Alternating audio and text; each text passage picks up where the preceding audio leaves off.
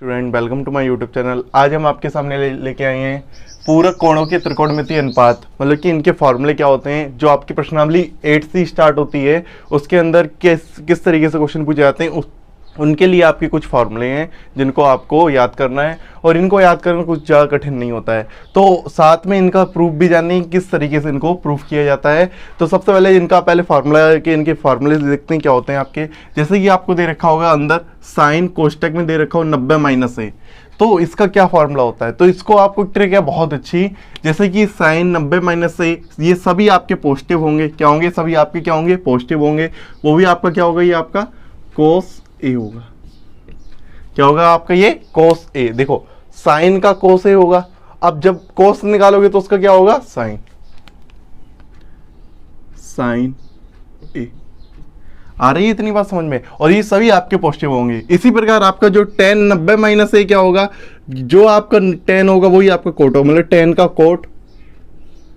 Cot A, और यहां पर आपका क्या हो जाएगा? कोट का tan ए। इस तरीके से देखो, ये दोनों आपस में और ये दोनों आपस में। इसी प्रकार क्या होंगे? ये दोनों आपस में। सेक 90 माइनस ए क्या होगा आपका? कोसेक ए, और यहां पे कोसेक 90 माइनस ए क्या होगा? सेक ए। इस तरीके से इन फॉर्मूलों को क्या करना होता है? याद करना होता है। अब जैसे एक चीज देखिएगा, जैसे साइन 90 माइनस ए लिखा है, जैसे यहाँ पर आपको थीटा लिखा होता। क्या लिखा होता? थीटा। तो आप क्या लिखते? साइन 90 माइनस थीटा बराबर कोस थीटा। मतलब कि जो यहाँ पर लिखा होगा वो उसी को यहाँ पर लिखना होता है। ये वाली बात थोड़ी सी इंपॉर्टेंट है।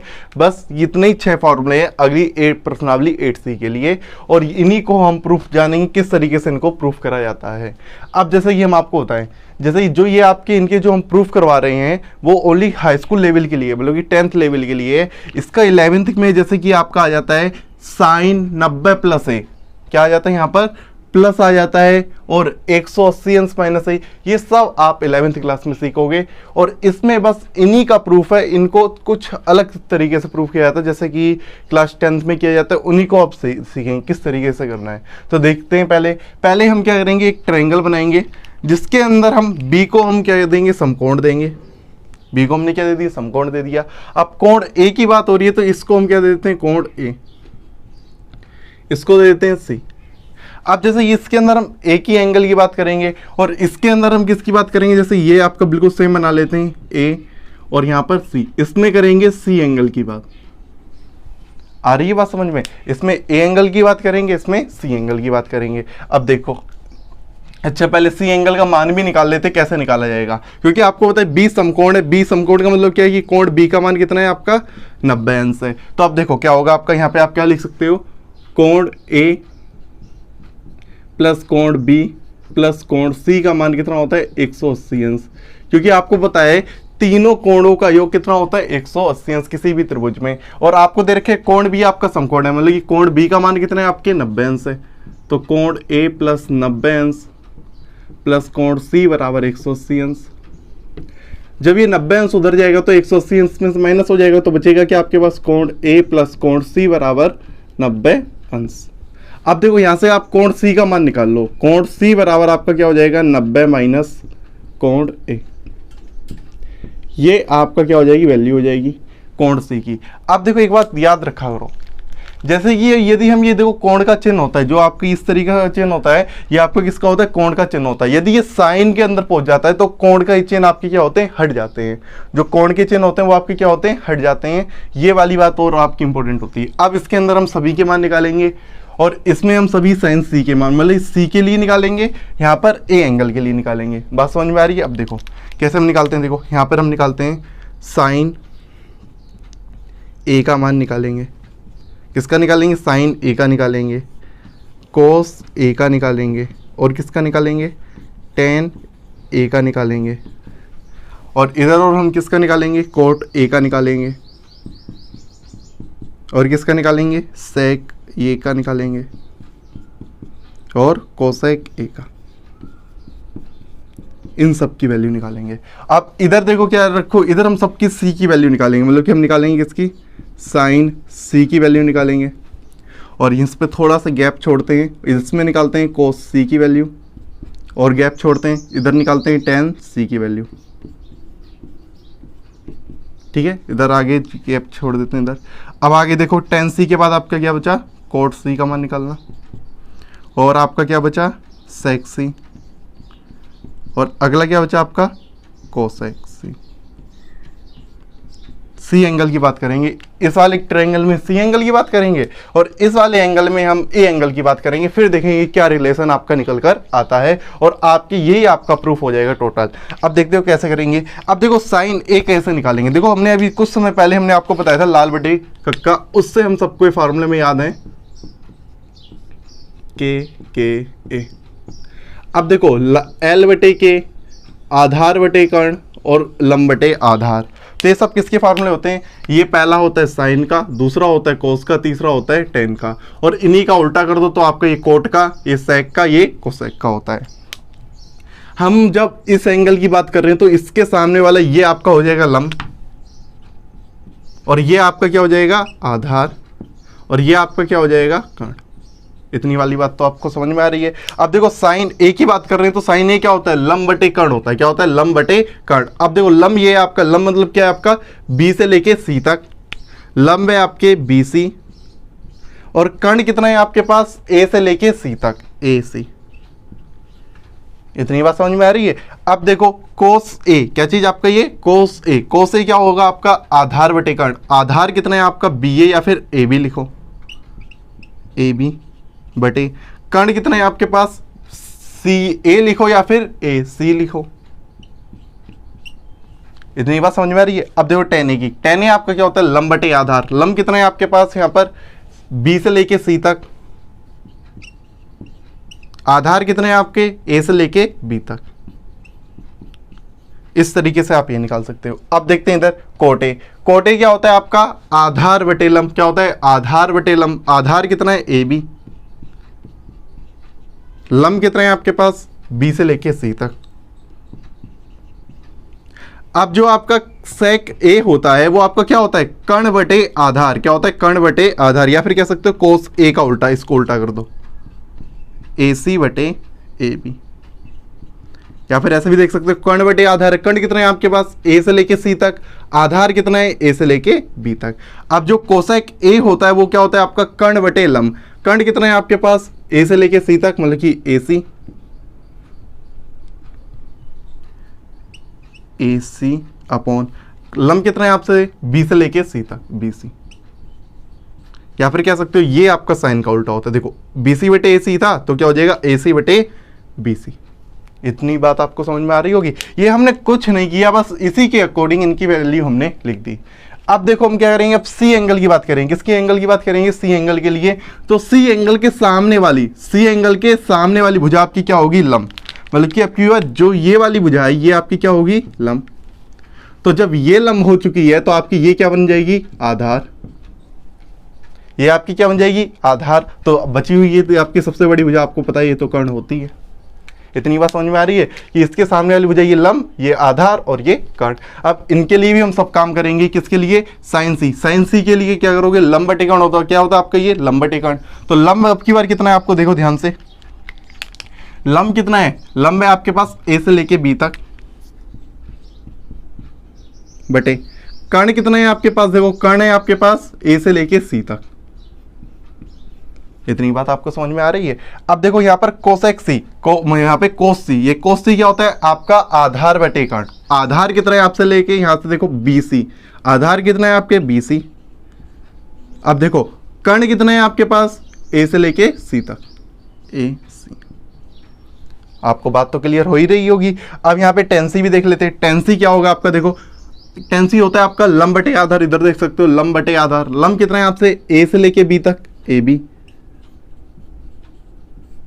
यहां पर आधार कितना है आपके पास, देखो लंब तो ये हो गया, आधार कितना है, बी से लेके सी तक, बी सी। इतनी बात आपको समझ में आ रही है। अब देखो ध्यान से, अब कोटसी निकालेंगे। कोटसी कैसे निकलेगा, कोटसी होता है आपका आधार बटे लंब। आधार कितना है, बी सी। लंब कितना है आपके पास, देखो लंब आपको निकालना है। लंब यहां पर आपके कितना है, ए से लेके बी तक। आपको बताइए कोट जो होता है वो tan का उल्टा होता है, तो देखो BC ऊपर आ गया, AB नीचे आ गया। आ रहा है समझ में? अब जो sec और जो C है इसमें अब ये क्या होता है आपका कर्ण बटे लंब, कर्ण बटे आधार, क्योंकि ये आपका कोस का उल्टा होता है। कोस का उल्टा कर सकते हो आप, AC बटे BC।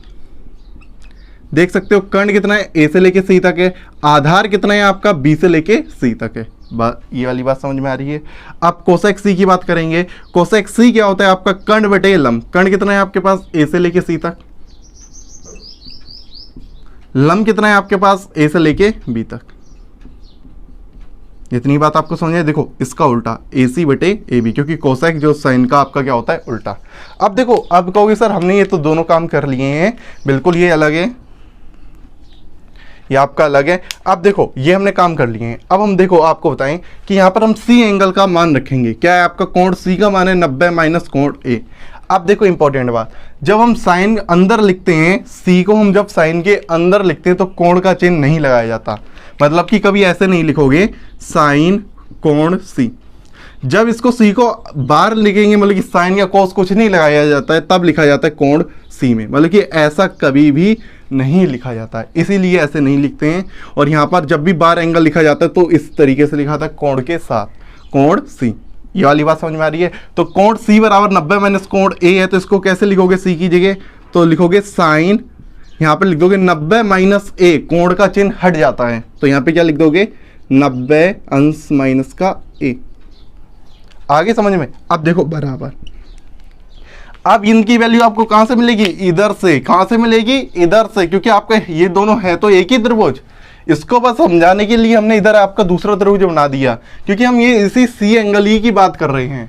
किस एंगल की बात कर रहे हैं, C एंगल की बात कर रहे हैं हम। एक ही त्रिभुज है दोनों। देखो आप यहाँ पर B हमने ये लिया, A ये लिया, C ये लिया। यहाँ पर हम इस एंगल की बात कर रहे हैं और इसी में हम इस एंगल की बात कर रहे हैं, C एंगल की। इसको हमने दूसरे त्रिभुज में हमने आपको दिखा दिया, जिससे आपका ये क्लियर हो जाए। तो अब देखो क्या होगा, AB बटे AC यहाँ पर कहाँ है, देखो AB बटे AC कहाँ पर है, देखो ध्यान से, ये रहा AB बटे AC। कहाँ पर है आपका AB बटे AC, कहाँ पर है, ये रहा आपका। तो ये आप क्या लिख दोगे, cos A। AB बटे AC का मान क्या रख दोगे, cos A। तो इस तरीके से साइन 90 माइनस A आपका क्या आ जाएगा, cos A। देखो पहला फार्मूला, साइन 90 माइनस A क्या होता है आपका, cos A। ये वाली बात आपको समझ में आ गई। अब आगे देखो, यहां पर बात आ रही है cos C की। cos C आपका क्या है, BC बटे AC। अच्छा BC बटे AC देखो कहां पर है, ये रहा BC बटे AC, ये रहा आपका BC बटे AC। या फिर ऐसा कर सकते हो, इनको इक्वेशन दे दो, जैसे कि आप इसको दे दो फर्स्ट, इसको दे दो सेकेंड, इसको दे दो थर्ड, इसको दे दो फोर्थ, इसको दे दो फिफ्थ, इसको दे दो सिक्स्थ।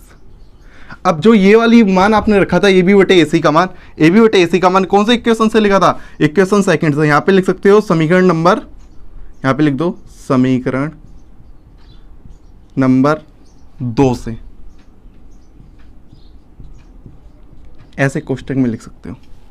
ये वाली बात समझ में आ रही है, समीकरण नंबर 2 से। अब इसी प्रकार BC बटे AC का मान हम कहां से रख रहे हैं, BC बटे AC का मान रख रहे हैं समीकरण नंबर 1 से। यहाँ पे लिख सकते हो कोष्टक में समीकरण नंबर 1 से। समीकरण नंबर 1 से क्या रखोगे, BC बटे AC का मान रख दोगे आप साइन A। तो यहाँ पे आपका क्या हो जाएगा कोस, और साथ में यहाँ पे C का मान आपको क्या रखना है, आपको 90 माइनस A। यहाँ पे लिख दोगे 90 अंश माइनस का A बराबर BC बटे AC का मान क्या रखोगे, साइन A। समीकरण नंबर 1 से साइन A, ये आपका आ गया अगला। ये वाली बात समझ में आ गई। अब इधर देखो इसका लास्ट वाले का, लास्ट वाला आप देखो tan C बराबर AB बटे BC दे रखा है। AB बटे BC कहाँ पर है आपके, AB बटे BC। तो इसको हम थोड़ा इधर कर देते हैं, इधर आपको शायद ना दिखाई दे रहा हो, इस तरफ आगे कर देते हैं आपका। ये क्या लिख देते हैं, tan, यहाँ पर C का मान क्या रखोगे पहले, 90 अंश माइनस का A बराबर AB बटे BC का मान कितना है आपका, AB बटे BC का मान है कोट A। यहाँ पे लिख सकते हो फ्रॉम इक्वेशन नंबर 4, आप लिख लोगे यहाँ पर फ्रॉम इक्वेशन नंबर 4 से। तो AB बटे BC का मान आपका कितना है, आपका कोट A, कोट A। तो ये आपका आ गया इस तरीके से, tan 90 माइनस A बराबर क्या आ गया आपका कोट A। अब देखो ये हमने तीनों फॉर्मूले आपके प्रूफ कर दिए। देखो अब ध्यान से, साइन 90 माइनस ए बराबर कोस ए, ये रहा।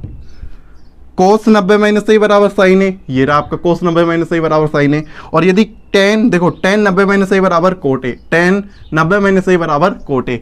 यदि ये आपके पेपर में आ जाते हैं कि इनको प्रूफ करके दिखाओ, तो आपको बिल्कुल इस तरीके से आपको प्रूफ करना है। बेशक आप दो ट्रायंगल ना बनाओ, दो ट्रायंगल ना बनाओ, एक ही ट्रायंगल बना के उसी में आप समझा सकते हो, लेकिन हमने दो ट्रायंगल इसलिए बनाए जिससे आपको आधार और लंब में कंफ्यूजन ना हो, इसीलिए हमने दो ट्रायंगल आपके बनाए थे। अब देखते हैं आगे इसका भी मान।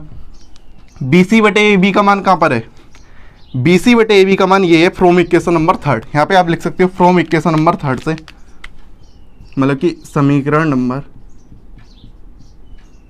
3 से क्या लिख सकते हो? यहाँ पर पहले इसको लिखोगे कोट 90 अंश माइनस का A बराबर कितना हो जाएगा? ये 10A। ये आपका अगला आपका प्रूफ हो गया। ये वाली बात समझ में आ गई। अब देखो sec C बराबर AC बटे BC, तो यहाँ पे इसको क्या लिख दोगे? sec 90 माइनस A बराबर क्या लिखोगे? sec 90 माइनस A बराबर, अब कौन से समीकरण में AC बटे BC आ रहा है? AC बटे BC, यहाँ पर AC बटे BC इसी में आ रहा है, ये रहा AC बटे BC, इक्वेशन नंबर 6 से। यहाँ पे लिखोगे समीकरण नंबर 6 से।